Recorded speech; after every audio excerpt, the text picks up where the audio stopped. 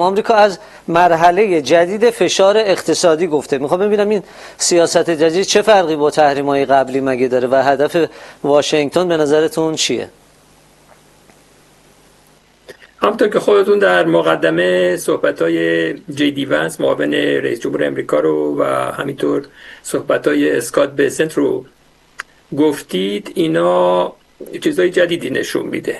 جی دی ونس فشارهای اقتصادی جدید رو بهترین راه برای دستیابی به هدف نهایی خودشون عنوان کرده و صحبت‌های اسکات بسنت وزیر خزانه‌داری امریکا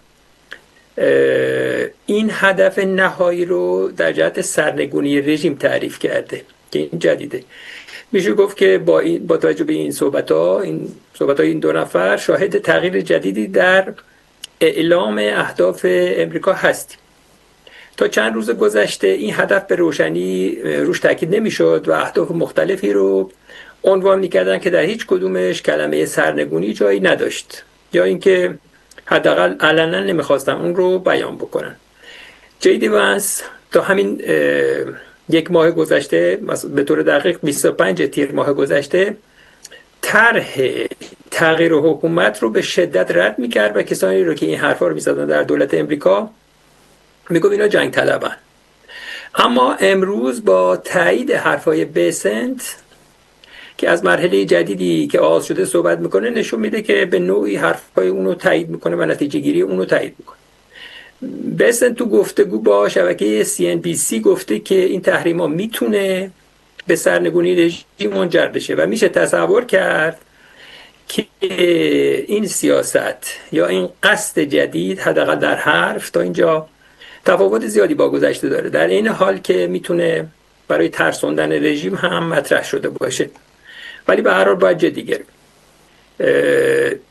حالا چرا من میگم که ممکنه برای ترسوندن رژیم مطرح شده باشه؟ چون تا الان مکانیزم مشخصی برای اعمال این فشار اقتصادی تا حالا مطرح نکردن. البته قرار روز دوشنبه آینده 24 اوت بسنت در یک کنفرانس خبری این مکانیزم رو روشن بکنه. حالا در این زمینه ما قبلا از صحبت‌های رئیس جمهور امریکا دونالد ترامپ یه چیزایی رو به اصطلاح میدونستیم. در شبکه اجتماعی سوشیال خودش نوشته بود که یک جنگ و انزوا اقتصادی در مقیاسی بی سابقه انجام میشه و از فعالیت‌هایی مثل قاچاق نفت، خطوط سواب یعنی قراردادهای پایاپای و نقل و انتقالات نقدی، صرافی ها، ثبت کشتی ها و شرکت های سوری، از اینا خواسته بود که فوراً این کارا رو متوقف بکنن. حالا ممکنه اینا امروز دوشنبه رو این چیزا هم تاکید بکنه آقای بسنت. حالا تو این محاسبه، یعنی تو این مصاحبه‌ای که کرده آقای بسنت، خودتون هم در مقدمه به این یه اشاره‌ای کردید، از چین خواسته که با این برنامه همراه بشه و گفته که هر کشوری که به نهادهای مالی یا کسب و کارها، فرودگاه‌ها یا ارگان‌های دولتی خودش اجازه بده که راه نجاتی برای ایران فراهم کنه، با عواقب سخت اقتصادی و بسیار سنگین روبرو خواهد شد. که این هم جدیده که به چین هم چه به اصطلاح پیامی رو بده. به متحدین کلاسیک امریکا هم با قاطعیت اعلام کرد که تو این صحبت که یا با امریکا هستن یا علیه اون، که اینم باز پیام جدیدیه.